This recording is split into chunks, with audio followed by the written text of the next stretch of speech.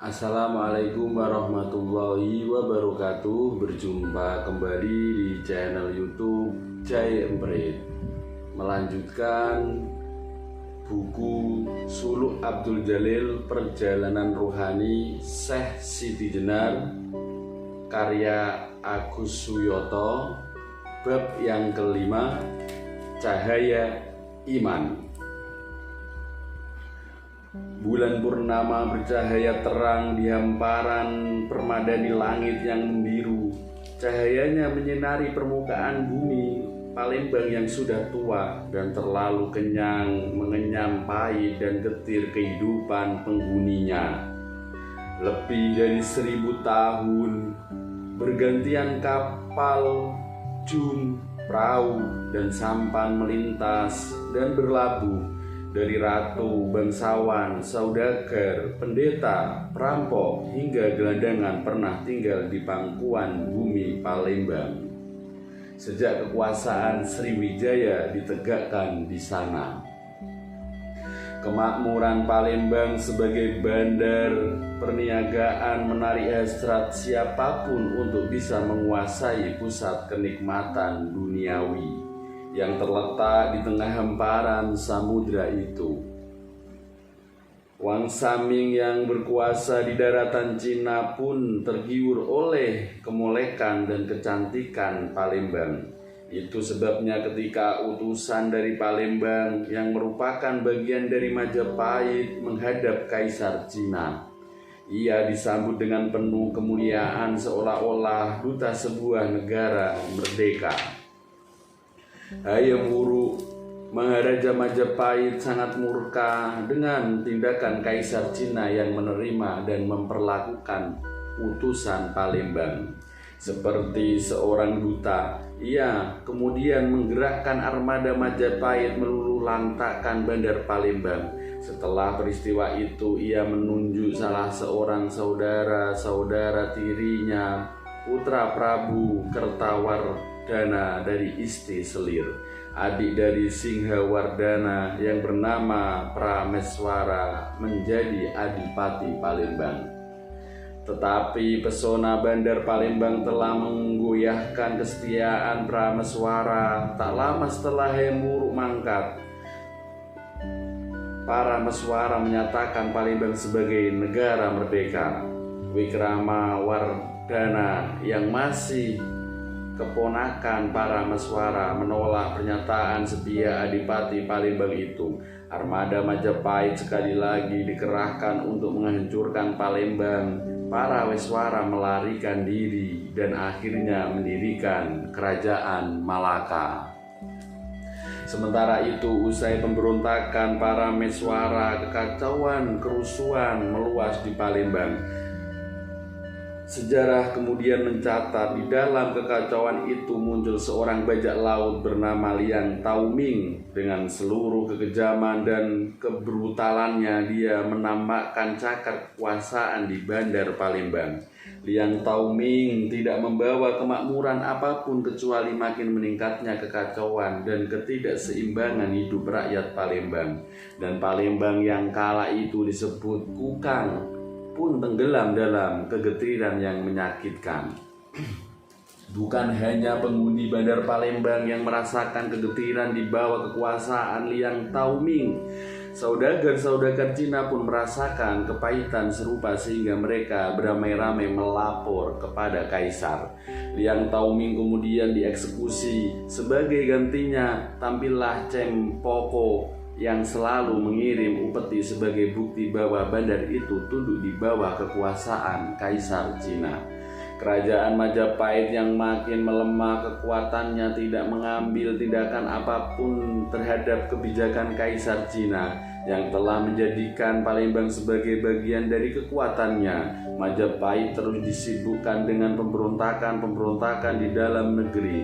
Namun, saat Prabu Kartawijaya naik tahta dengan gelar Prabu Wijaya Prakrawardhana yang lazim disebut Brawijaya V, masalah Palembang mulai menjadi perhatian penting. Ia mengirimkan seorang putra yang bernama Aryo Damar sebagai Adipati Palembang dengan tugas utama mengembalikan bandar tua itu ke pangkuan Majapahit. Aryo Damar adalah kesatria tangguh yang telah teruji kecerdasan dan kesaktiannya dalam menumpas pemberontakan maupun memperbaiki, menata dan membangun kembali negeri-negeri yang rusak akibat peperangan. Ia dikenal sebagai negarawan ulung. Aryo Damar sejak kecil diasuh oleh uaknya, kakak kandung ibundanya, seorang pendeta Birawan Tatra bernama Ki Kumbarawa. Dalam bahasa Jawa kuno berarti matahari di dalam tempayan. Yang tinggal di hutan Wonosalam di selatan ibu kota Majapahit, ibunda Aryo Damar yang bernama Endang Sasmitapura adalah pengamal ajaran Birawa Tantra. Ia sebabnya saat hamil tua ia diusir oleh suaminya Prabu Kertawijaya dari istana Bretumapel karena kedapatan melakukan panca makara atau upacara minum darah dan memakan daging manusia. Oleh didikan Ki Kumbarawa dan ibundanya, Aryo Damar tumbuh sebagai pemuda yang memiliki sebagai kesaktian dan ketidakdayaan luar biasa. Itu sebabnya saat mengabdi ke Majapahit ia dapat menyelesaikan tugas-tugas yang dibebankan kepadanya. Bahkan di antara penganut ajaran Birawa Tantra kala itu, Aryo Damar dianggap sebagai salah seorang tokoh yang paling sempurna ilmunya sehingga ia disegani baik oleh kawan maupun lawan. Dengan kemampuannya yang luar biasa, Aryo Damar berhasil mengembalikan Palembang ke pangkuan Majapahit. Ia mampu menciptakan suasana aman dan tentram, juga memakmurkan rakyat Palembang. Palembang yang sudah terpuruk ke jurang kebinasaan itu ternyata bisa bangkit lagi. Untuk menunjukkan kekuasaan Majapahit atas masyarakat Cina yang selama itu tunduk kepada Kaisar Cina, Prabu Brawijaya menganugerahkan seorang selir bernama Retno Subanji kepada Aryo Damar. Retno Subanji merupakan putri saudagar Cina Muslim bernama Enci Bancun asal Gresik. Saat diberikan kepada Aryo Damar, dia sedang mengandung anak Prabu Kertawijaya. Keberhasilan Aryo Damar dalam merebut dan membangun Bandar Palembang ternyata berlanjut dengan keberhasilan dirinya membangun nilai-nilai baru yang bersumber pada ajaran Islam. Aryo Damar yang sejak kecil akrab dengan ajaran Birawa Tantra tanpa pernah ada yang menduga sebelumnya, telah memperoleh hidayah cahaya iman dari Allah melalui perantara Syekh Ibrahim As-Samarkandi, saudara ipar Ratu Darawati, istri Prabu Kartawijaya yang berasal dari negeri Campa. Berita itu menggembarkan para pejabat dan rakyat Palembang. Bahkan Dasuraprahawa, Maharaja Majapahit, saudara tiri Aryo Damar, mengirim utusan untuk mempertanyakan kesetiaannya kepada Majapahit. Aryo Damar dengan tegas menyatakan bahwa persoalan ia memeluk Islam adalah persoalan pribadi yang tidak bisa dikait-kaitkan dengan kesetiaannya pada Majapahit. Kepada utusan itu, Aryo Damar memberikan keris pusaka Kiai Kala Cangang yang ujungnya bercabang dua, serta upeti berupa emas dan permata sebagai bukti bahwa ia tetap setia kepada Majapahit meski telah berpindah agama. Keislaman Aryo Damar ternyata tidak hanya berpengaruh pada perubahan suasana kehidupan pribadi dan isi kadipaten, tetapi juga meluas sampai keluar Palembang. Ia mengganti namanya menjadi Aryo Abdillah, putra tirinya diberi nama Raden Kasan, kelak menjadi Arya Sumangsan alias Raden Patah, Adipati Demak. Putra sulungnya dari Retno Subanji dinamakan Raden Kusen, kelak menjadi pecat tada di Terung.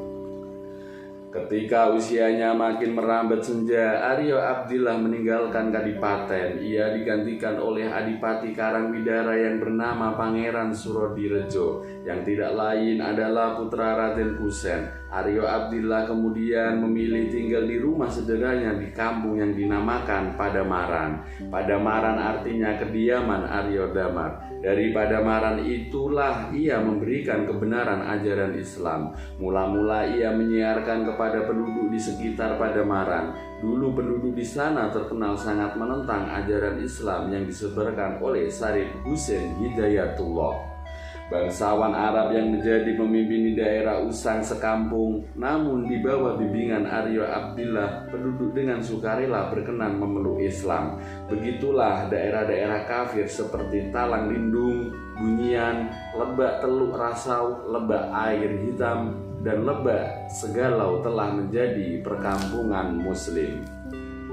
Menurut cerita, tak lama setelah memeluk Islam, Aryo Abdillah menikahi putri Syarif Husain Hidayatullah. Dari pernikahan itu lahirlah Raden Ketip yang diberi gelar Pangeran Pandanarang, kelak menjadi Bupati Semarang, dan putranya menjadi Sunan Tembayat. Melalui ikatan perkawinan inilah ia dapat menyiarkan Islam sampai ke daerah Siguntang, Prabu Muili, dan Meranjat. Syarif Husain Hidayatullah diangkat menjadi Menak, bangsawan Palembang. Begitu turun dari perahu, San Ali langsung menuju ke Padamaran. Sesampainya di sana, didapati Aryo Abdillah sedang mengais-ngais tanah di dalam rumah panggungnya. Rupanya tokoh besar yang berusia hampir 80 tahun itu sedang mencari akar-akar untuk obat. Meski usianya sudah sangat tua, sisa-sisa kegagahan tetap terpahat pada otot-otot tubuhnya yang kukuh. Ketenangan jiwa terpancar dari wajahnya yang teduh. Sekalipun mata Aryo Abdillah lebih bulat dan lebih lebar dibandingkan Raden Kusen, San Ali mendapati betapa bentuk hidung, mulut, kening, bahkan dagu keduanya sangat mirip. Rambut, alis, kumis, dan jenggot Aryo Abdillah yang memutih tidak menjadikan manusia renta tanpa daya. Wibawa tetap memancarkan dari tubuh tua itu. Bahkan siapa saja yang kebetulan melihat sorot matanya pasti akan merasakan kegentaran menerkam jiwa. Ketika San Ali mendekat, Aryo Abdillah dengan tanpa menoleh dan tangan tetap mencabuti akar-akaran mendendangkan lagu, "Engkau adalah hijab bagi dirimu sendiri, oh manusia, maka keluarlah engkau daripadanya. Pengembaraan adalah pematang bagi jiwa yang mentah. Jika engkau sudah keluar dari hijabmu, maka akan engkau temukan alam semesta di dalam dirimu, ibarat lautan engkau temukan di dalam perahu." San Ali tercekat. Ia menangkap sasmito tentang kedalaman ajaran di dalam syair lagu itu. Dengan kobaran rasa ingin tahu yang menggelora, ia mendekat dan berkata penuh harap, "Oh Tuan, manusia besar yang sudah tercerahkan, berkenankah Tuan mengajari hamba jalan menuju Dia?" "Aku," guman Aryo Abdillah terperanjat, "aku mengajarimu jalan menuju Dia. Besar harapan hamba, Tuhan mengabulkan keinginan hamba.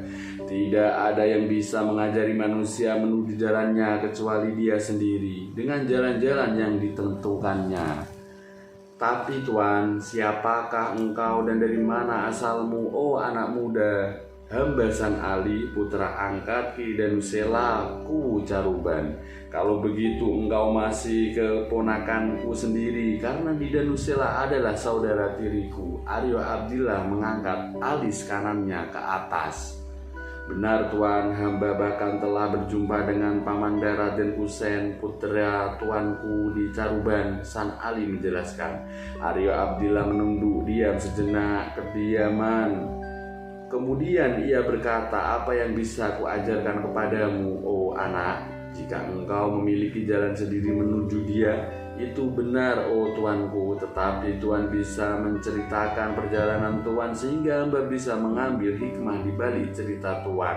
Hal itu akan hamba jadikan pedoman dalam perjalanan hamba menuju dia. Ada banyak orang berkata tentang aku, namun apa yang mereka katakan itu pada hakikatnya tidak tepat sebagaimana aku mengatakan tentang diriku. Akhirnya aku pun bingung tentang siapa yang paling benar mengatakan tentang aku. Lantaran itu, oh anak, ku tinggalkan segala perkataan tentang aku. Karena itu semua akan semakin membingungkan aku dan ketahuilah, oh anak, ketika engkau berkata tentang jalanku, maka saat itulah engkau telah memunculkan keakuan, baik keakuanmu maupun keakuanku, yang ujung dari semua itu adalah sia-sia. Apakah engkau melihat guna dan manfaat ketika aku ceritakan bagaimana kegagahan dan keperkasaanku menghancurkan musuh di medan laga? Kalau pada dasarnya justru kepahitan yang kudapati dari cerita itu. Adakah guna dan manfaat ketika aku ceritakan kepiawaian dan kebijaksanaanku mengatur negeri? Kalau pada dasarnya justru kegetiran yang kurasakan. Adakah guna dan manfaat ketika aku ceritakan bagaimana seharusnya aku merasakan kepuasan karena keturunanku menjadi penguasa negeri? Kalau akhirnya yang kudapatkan justru kekecewaan. Ketahuilah, oh anak, bahwa keperkasaan, kegagahan, kepintaran, kebajikan, kebijakan, kepuasan diri, dan segala macam penilaian yang mengarah pada kepujian diri adalah hampa semata dengan tepi kepedihan yang menyiksa. Sebab saat engkau berperangkap pada penilaian baik atau buruk tentang sesuatu mengenai akumu atau akuku atau aku siapa saja, maka saat itulah telah menjadi pengakuan terhadap sesuatu yang bukan haknya. Dan mengaku yang bukan hak adalah kebedian tanpa tepi. Segala sesuatu yang tergelar di dalam semesta adalah miliknya, tanpa kecuali bumi, bulan, matahari, hewan, manusia, tumbuhan, jin, setan, iblis, malaikat, surga dan neraka. Puji-pujian, kemuliaan, kebesaran, keagungan, dan segala sesuatu sekecil apapun adalah miliknya. Bahkan keimanan sekecil tungau pun adalah miliknya. Segala adalah miliknya. Engkau tak memiliki apapun, baik kekayaan duniawi, keluarga, tubuh, nyawa, ruh, dan bahkan iman sekalipun. Semuanya miliknya. Kenangkanlah liku-liku jalan yang pernah aku lewati sejak aku dilahirkan dari rahim ibundaku, di mana ajaran kebenaran yang kukenal awal sekali ketika aku masih kecil adalah birawa tantra yang penuh lumuran darah dan kematian. Saat itu, saat ku yakini kebenaran ajaran dari leluhurku itu sebagai jalan menujunya, berbagai kesulitan yang kuhadapi dapat kuatasi dengan ilmu-ilmu yang kupelajari dari ajaran itu. Tapi di saat aku berada di puncak kemenangan, tiba-tiba dia memberikan cahaya iman ke dalam jiwaku, dan kutinggalkanlah segala apa yang pernah kuraih sebagai kembangan masa mudaku. Sebagai kebanggaan masa mudaku. Dengan pengalaman hidup yang kulewati itu, oh anak, aku makin sadar bahwa segala sesuatu tanpa kecuali adalah miliknya. Karena itu hari-hariku sekarang ini ku habiskan untuk menunggu dia mengambil kembali miliknya, yang kini telah lapuk dan rentan dimakan zaman. Dan lantaran itu ku tinggalkan segala sesuatu yang pernah ku anggap sebagai milikku di dunia ini. Ku hadapkan pikiran dan perasaanku hanya kepadanya, agar saat dia mengambilku seutuhnya diriku kembali kepadanya tanpa beban apapun dari dunia yang pernah kutinggali ini. Jika Tuhan ingin kembali hanya kepadanya, hamba yakin itu akan terjadi. Tetapi mohon Tuhan jelaskan kepada hamba bagaimana dengan nasib dan ibunda Tuhan yang tetap tinggal di dalam kegelapan ajaran najis itu, kata San Ali. Oh anak, saud Aryo Abdillah dengan suara berat, engkau tidak bisa menilai sesuatu ajaran sebagai sesuatu yang najis atau suci, sebab semua itu berasal darinya, semua miliknya. Perbedaan yang engkau lihat sebenarnya hanya pada tingkat penampakan indrawi belaka. Hakikatnya adalah sama, yakni menuju hanya kepadanya, yang gelap maupun yang terang, semua menuju kepadanya. Hamba kurang paham dengan penjelasan itu, oh Tuhan. San Ali penasaran. Ketahuilah, oh anak, bahwa dia bukan hanya pemilik segala sesuatu yang tergelar di dalam semesta. Dia menata dan mengatur semuanya. Jika engkau sekarang ini berada di dalam golongan muslim yang dianugerahi iman, maka sesungguhnya engkau berada dalam golongan yang tercerahkan oleh cahaya salah satu nama indahnya, yakni Al-Hadi, yang memberi petunjuk, yang darinya mengalir para malaikat, nabi, rasul, wali, dan orang-orang saleh.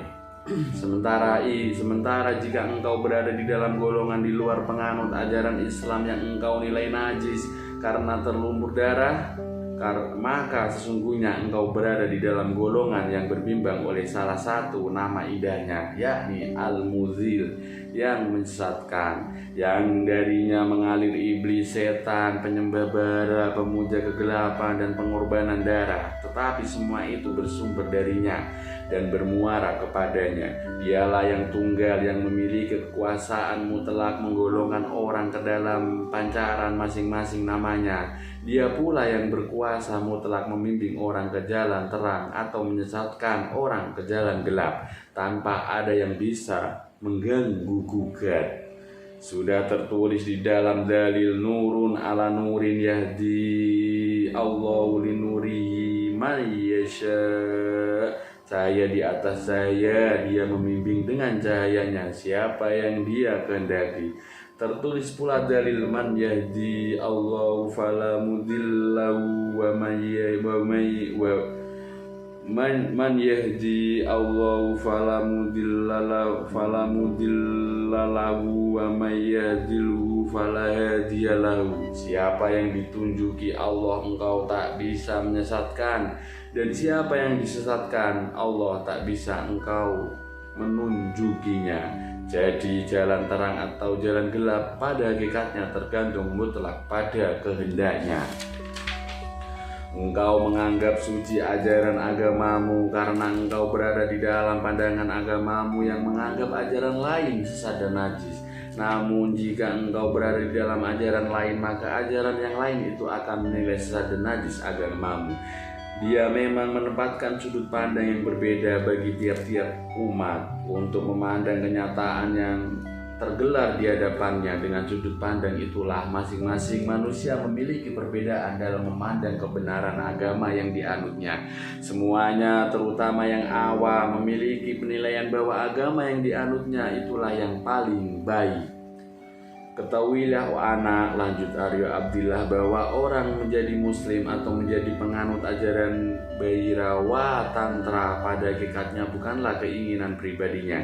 Semua yang menentukan adalah dia. Tidakkah engkau ingat kisah paman Nabi Muhammad SAW bernama Abu Thalib? Kenapa lelaki berhati mulia yang sampai akhir hayat membela Nabi Muhammad SAW itu tidak mati dalam keadaan muslim? Kenapa saat Nabi Muhammad mendoakan agar menjadi muslim justru ditegur oleh Allah bahwa beliau hanya sekedar menyampaikan seruan Islam, sedang yang menentukan orang menjadi muslim atau tidak itu adalah Allah. Dengan memahami hakikat ketunggalannya, oh anak, engkau tidak akan terperangkap lagi ke dalam batasan-batasan yang telah dibuatnya untuk menghijab ciptaannya dari dia. Untuk itu, oh anak, jika engkau ingin menuju hanya kepadanya, maka engkau wajib menyingsingkan tiap-tiap hijab yang bungkus kesadaran sejatimu sehingga engkau memahami bahwa seluruh makhluk di alam semesta ini, mulai dari malaikat, bidadari, manusia, hewan, tumbuhan, jin, setan, bahkan iblis adalah penyembah dan pemuja Dia. Meski dengan sebutan dan tata cara yang berbeda, sesungguhnya Dia itu Esa. Tidak ada sesuatu yang menyamai apalagi menyaingi Dia, sebab tertulis dalam dalil, karena Allah walam yakum ma'ahu syai'un. Karena Allah walam yakum ma'ahu syai'un. Dia ada sesuatu bersama Dia. Bumi manusia, kediaman anak cucu Adam, pada dasarnya tidak hanya dihuni oleh makhluk yang kasat mata. Berbagai makhluk tidak kasat mata pun menjadi penghuni bumi. Bahkan di antara mereka adalah generasi pelanjut makhluk sebelum Nabi Adam menghuni bumi. Mereka berakal dan berbangsa-bangsa, berbudi, berbudaya, berkembang biak, namun bentuk fisik mereka tidak padat seperti manusia yang terdiri atas darah, daging, dan tulang. Karenanya mereka tidak kasat mata. Kenyataan tentang makhluk tidak kasat mata itu diketahui Sang Ali saat ia diajak berkelana memasuki matra lain dari bumi manusia untuk menyaksikan keagungan dan ketidakterbatasan kekuasaan ilahi. Sang Ali tidak mengetahui ilmu apa yang digunakan Aryo Abdillah untuk menembus mantra demi mantra yang menyelubungi bumi. Ia hanya merasakan saat Aryo Abdillah memerintahkannya duduk berhadapan sambil memejamkan mata berkonsentrasi. Tiba-tiba tubuhnya merosot ke bawah. Sesaat sesudah itu, ketika membuka mata, ia mendapat dirinya berada di sebuah rongga besar dan luas di bawah tanah. Aryo Abdillah dilihatnya berdiri di depannya sambil bersedekap menyilangkan kedua tangan di dada. Sebelum Sang Ali bertanya, tiba-tiba Aryo Abdillah menjelaskan bahwa mereka berada sekitar 70 depa dari permukaan tanah. Ini merupakan lapisan pertama dari kediaman anak cucu makhluk-makhluk penghuni bumi sebelum Nabi Adam diturunkan. Mereka adalah keturunan Banul Jan. Mereka mendiami dasar bumi hingga lapis yang ketujuh.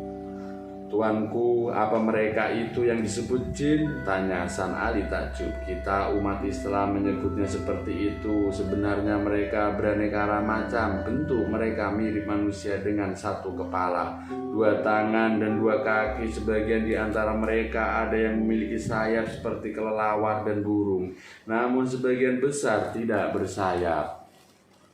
Apakah mereka hidup dalam puak-puak masyarakat? Sang Ali mendecakkan mulut kagum. Seperti layaknya manusia, mereka hidup dalam kota-kota dan benteng-benteng. Kendaraan yang mereka gunakan berjalan sangat cepat tanpa perlu ditarik kuda. Bahkan mereka memiliki kereta perang yang bisa terbang seperti milik dewa-dewa. Berbeda dengan kendaraan manusia, kendaraan makhluk-makhluk itu menimbulkan suara gemuruh yang menggetarkan dada dan memekakkan telinga.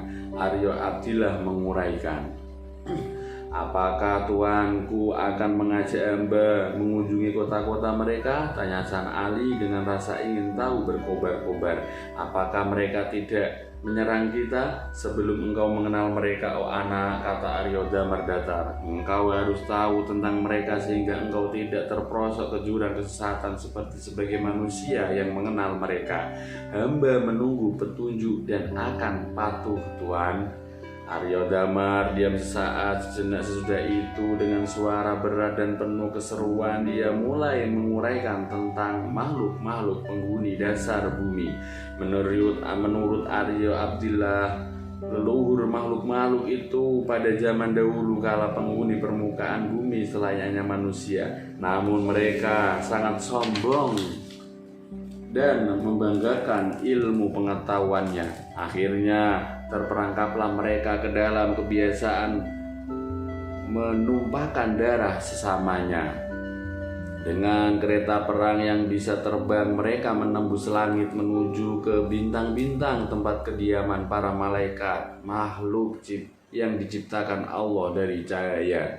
Kesombongan makhluk-makhluk itu menimbulkan kerusakan di permukaan bumi. Tidak hanya makhluk-makhluk itu yang binasa dalam setiap peperangan, tetapi makhluk lain pun ikut menjadi korban. Hewan-hewan raksasa, pepohonan, gunung-gunung, dan hutan-hutan lantak karena senjata mereka yang dahsyat. Kematian terbesar di mana-mana.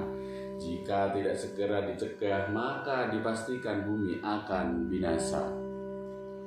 Gusti Allah memerintahkan mereka para malaikat untuk membinasakan makhluk-makhluk yang ingkar kepada nikmatnya dan membanggakan kesombongan dirinya itu. Gusti Allah akan menggantikan makhluk-makhluk sombong itu dengan makhluk baru, yakni manusia.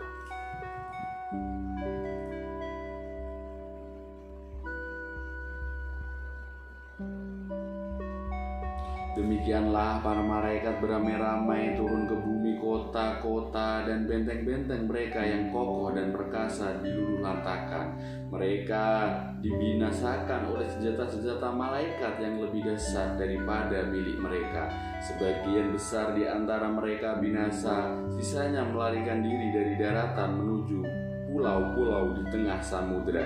Sebagian lagi bersembunyi di dasar bumi. Berpuluh, beratus, bahkan beribu tahun makhluk-makhluk sombong yang selamat itu hidup dalam kegelapan dasar bumi. Allah pun menganugerahi mereka dan keturunannya untuk bisa melihat di dalam gelap. Makanan utama mereka adalah saripati tulang belulang, tetapi naluri leluhur mereka yang haus darah tidak juga bisa hilang dari keturunan mereka. Makhluk-makhluk itu tetap gemar minum dan darah manusia. Tuanku, San Ali berkata setelah melihat Aryo Abdillah berdiam diri agak lama, Guru Agung hamba Syekh Datuk Kafi pernah membawakan riwayat hadis yang menjelaskan bahwa sebelum Nabi Adam bumi ini dihuni makhluk dari bangsa jin. Menjelang Nabi Adam turun ke bumi, makhluk-makhluk dari bangsa jin itu dihalau ke pulau-pulau di samudera. Tetapi itu semua hanya panuturan beliau. Tuanku, hamba belum menyaksikan sendiri. Aryo tidak berkata sepatah pun ketika beberapa jenak kemudian tangannya menyambar tangan San Ali. Dan seperti berlari di atas padang rumput yang luas, begitulah Aryo Abdillah mengajak San Ali menembusi lorong-lorong bawah tanah yang berliku-liku. Aryo Abdillah baru menghentikan langkah ketika mereka sampai di sebuah danau berair jernih yang dilingkari pepohonan rindang. Tahukah engkau anak? Kuman Aryo Abdillah dengan suara tekan. Di manakah kita berada? Hamba tidak tahu, tuanku, sahut San Ali. Ketahuilah bahwa kita berada di Jawat Dwipa, tepatnya di bawah Gunung Anjasmara. Di Jawat Dwipa, seru Sang Ali heran, kenapa kita tidak melewati laut? Kita tidak melewati laut karena kita berada di dasar bumi, Aryo Abdillah menjelaskan. Dan ketahuilah bahwa bentengan pulau-pulau di Nusantara pada hakikatnya satu kesatuan ikatan. Adanya laut yang memisahkan pulau satu dengan pulau yang lain bersifat permukaan belaka. Luar biasa, gumam San Ali sambil menyapukan pandangan ke sekitarnya dengan penuh ketakjuban. San Ali yang masih diliputi rasa takjub hanya termangu-mangu keheranan ketika menyaksikan kerumunan orang bertubuh cebol dengan kepala besar dan tangan menjuntai ke bawah lutut. Di sekitar danau tak jauh dari tempatnya berdiri, salah satunya memiliki janggut memanjang hingga ke dada. Rupanya dialah pemimpin mereka. Dengan celoteh yang tak jelas, dia mendekati Aryo Abdillah. Kemudian dengan gerakan menghormat, dia merangkul kaki Aryo Abdillah. Aryo Abdillah memperkenalkan orang cebol berjanggut panjang itu kepada San Ali dengan nama Kalahiwang, Jawa kuno waktu menyimpang, yang sering dipanggil buyut Kelewang. Kalahiwang adalah sahabat yang banyak membantu saat dia masih menggeluti ajaran Birawa Tantra. Aryo Abdillah membaca semacam mantra. Sesaat sudah itu keanehan terjadi. Tiba-tiba terdengar suara embusan angin bersuit-suit yang diikuti gemuruh bagai halilintar. Kemudian muncul gumpalan asap yang diikuti sesosok makhluk bertubuh raksasa dengan kulit hitam legam dan kepala gundul. Ia tidak berkumis tetapi janggutnya berjuntai sampai ke perut. Begitu muncul makhluk itu merunduk dan merangkul kaki Aryo Abdillah seperti Kalahiwang. Menurut Aryo Abdillah, makhluk itu adalah sahabat karibnya yang lain. Ia bernama Kalahingsa, Jawa kuno pembunuh waktu. Namun sering disebut buyut kelungsu, artinya isi buah asam yang hitam dan keras. Aryo Abdillah berbicara dengan Kalahiwang dan Kalahingsa dengan bahasa yang tidak dimengerti San Ali. Namun dari nada bicara dan gerak tubuh mereka, ia menangkap makna bahwa mereka bertiga sudah sangat lama tidak berjumpa. Bahkan dalam perbincangan itu San Ali menangkap isyarat betapa Kalahiwang dan Kalahingsa terperangkap ke dalam kesedihan.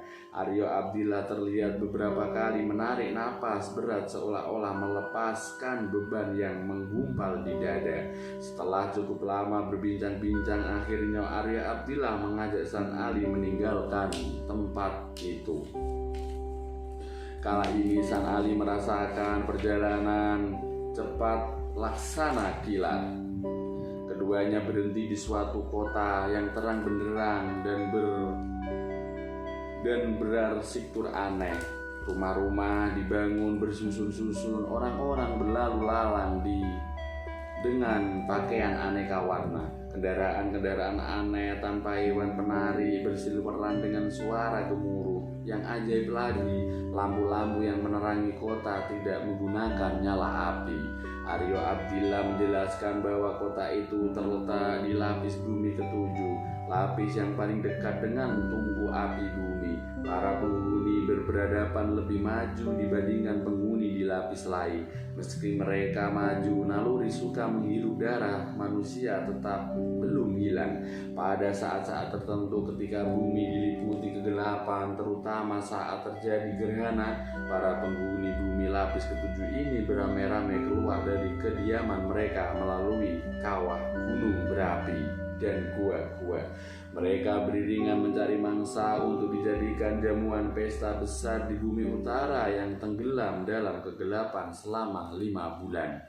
San Ali sangat terkesan dengan pengalaman menakjubkan mengenal makhluk-makhluk penghuni bumi selain manusia. Dalam berbagai kesempatan, ia terus bertanya dan Aryo Abdillah berusaha menjawab semua pertanyaannya. Jika dia tidak bisa menjelaskan tentang peradaban dan hasil budaya mereka, maka tidak segan-segan dia mengajak San Ali mengunjungi kediaman mereka. Suatu malam Aryo Abdillah mengajak San Ali mengunjungi bangsa jin yang tinggal di bintang-bintang. Ia takjub ketika menginjakkan kaki di bintang Azwal, rembulan yang mengembang di langit berjumlah 10. Makhluk-makhluk yang tinggal di sana wujudnya mirip manusia, namun kulit mereka sangat putih. Begitu putih sehingga urat pelat yang melingkar di wajah mereka terlihat jelas. Yang laki-laki sangat tampan, yang perempuan sangat cantik. Semua berhidung mancung, mata mereka biru bening bagai kristal. Rambut mereka putih agak kelabu. Anehnya segala sesuatu yang ada di tempat itu berwarna putih. Batu-batuan, tanah, gunung, bangunan, pepohonan, bahkan kendaraan-kendaraan aneh yang terbang dengan suara bergemuruh. Aryo Abdillah menjelaskan tentang adanya ruh-ruh manusia, bumi yang menikah dan tinggal di dalam alam jin, sedangkan tubuh wadaknya tetap di bumi. Badan wadak tanpa ruh itu hidup tanpa kesadaran utuh. Jika ruhnya berbicara dengan siapa saja di dalam jin, maka badan wadaknya akan berbicara juga. Lantaran itu orang tersebut dianggap gila oleh orang-orang di bumi.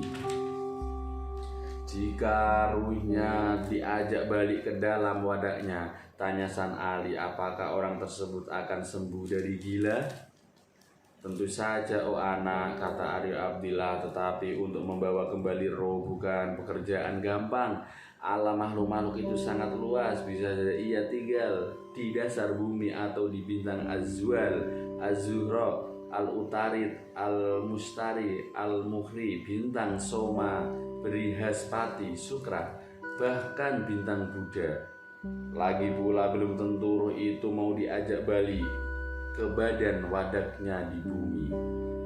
Ketakjuban San Ali terhadap kehidupan makhluk-makhluk gaib itu nyaris membawanya ke lingkaran ciptaan ilahi yang tak diketahui batas akhirnya. Ia seolah-olah sudah melupakan tujuan utama mencari dia yang tak terjangkau dan tak bisa dibayangkan. Andai kata Aryo Abdillah tidak menegurnya dengan keras dan mengurusinya, ia tentu akan terus berkutat dengan tumpukan tanda tanya tentang makhluk-makhluk ciptaan Gusti Allah tersebut. Sang Ali menyadari kekalahannya, kemudian dengan penuh takzim ia berpamitan. "Tuanku," katanya, seraya bersimpu di depan Aryo Abdillah, "jika pada akhirnya Tuanku menghendaki hamba melanjutkan perjalanan menuju dia, kenapa selama ini Tuanku memperkenalkan hamba kepada makhluk-makhluk gaib itu? Bukankah lebih baik jika Tuanku mengajarkan hamba cara tersingkat menjalin hubungan dengan dia? Aku adalah aku, engkau adalah engkau," kata Aryo Abdillah dengan seruan tinggi. "Aku memiliki jalan sendiri, engkau pun memiliki jalan sendiri. Karena itu engkau harus mencari jalanmu sendiri, oh anak. Jika demikian, mengapa Tuhan memperkenalkan hamba pada kehidupan makhluk-makhluk gaib?" tanya San Ali penasaran. "Jalan ini memang harus engkau lalui, oh anak, agar terpatri di dalam jiwa dan pikiranmu bahwa Gusti Allah itu Maha Agung, Maha Kuasa dan Maha Pencipta. Keagungannya tanpa batas, kekuasaannya tanpa batas, ciptaannya juga tak diketahui batasnya. Artinya dalam pencarian mengenal Dia, hendaknya cakrawala pikiranmu menjadi luas seperti hamparan langit. Dia bukan hanya Gusti Allah yang disembah umat Islam, melainkan Dia adalah Tuhan yang disembah seluruh umat manusia, hewan, tumbuhan, jin, malaikat, setan, iblis, bulan, bintang, matahari, dan berbagai makhluk ciptaannya yang tak kita ketahui. Makhluk-makhluk itu hanyalah sebagian kecil saja dari ciptaannya." San Ali tertunduk diam. Kata-kata yang diucapkan Aryo Abdillah pada dasarnya tidak jauh berbeda dengan penjelasan guru agungnya. Namun kenyataan tentang makhluk-makhluk selain manusia benar-benar mencengangkannya dan hampir membuatnya tergelincir dari tujuan semula. Aryo Abdillah akhirnya berterus terang bahwa bahwa tujuannya bertemu dengan Kalahiwang dan Kalahingsa di dasar bumi itu sebenarnya hendak berpamitan. Usiaku sudah lanjut, sudah saatnya aku kembali kepadanya. Bukankah Tuanku masih kuat dan sehat? Tanya San Ali. "Hamba tak yakin, barang 10 atau 15 tahun lagi Tuanku bakal meninggal dunia." "Tidak," sahut Aryo Abdillah, "usiaku tinggal sepekan lagi. Pada tanggal ke-9 hari Soma Manis atau Senin Legi, bulan Waisaka, saat pecat sawat, pukul 10, yakni 5 hari lagi, itulah saatku meninggalkan dunia ini. Karena itu cepat-cepatlah engkau pergi dari sini, karena aku tidak ingin menyisakan sesuatu di hati dan pikiranku selain Dia." "Tuanku," serga San Ali heran, "bagaimana Tuanku bisa tahu dengan sangat jelas saat kematian Tuan?" "Tidak perlu kujelaskan, tetapi jika engkau teguh pada tekadmu dan setia pada jalanmu, maka engkau akan dianugerahinya pengetahuan seperti itu," sahut Aryo Abdillah sambil menutup mata dan mulai mengatur napas serta melafalkan zikir. "Hamba mohon doa restu Tuanku," kata San Ali mencium kaki Aryo Abdillah. Ia rasakan ada rongga kosong di dadanya, seperti kehilangan sesuatu yang sangat berharga. Meski tidak tahu gerangan apa yang hilang itu, dan sesaat itu merasa kehangatan membasahi pipinya. Sadarlah ia bahwa diam-diam titik-titik air bening telah menetes dari kelopak matanya. Demikianlah bab 5 Cahaya Iman dari buku Suluk Abdul Jalil Perjalanan Ruhani Syekh Siti Jenar, karya Agus Suyono. Terima kasih telah menyaksikan video channel YouTube Jai Emprit. Jangan lupa subscribe, like, komen, dan share videonya. Tunggu video berikutnya bab ke-6, mereka yang terhijab, masih di buku Suluk Abdul Jalil Perjalanan Ruhani Syekh Siti Jenar, karya Agus Suyoto. Terima kasih. Assalamualaikum warahmatullahi wabarakatuh.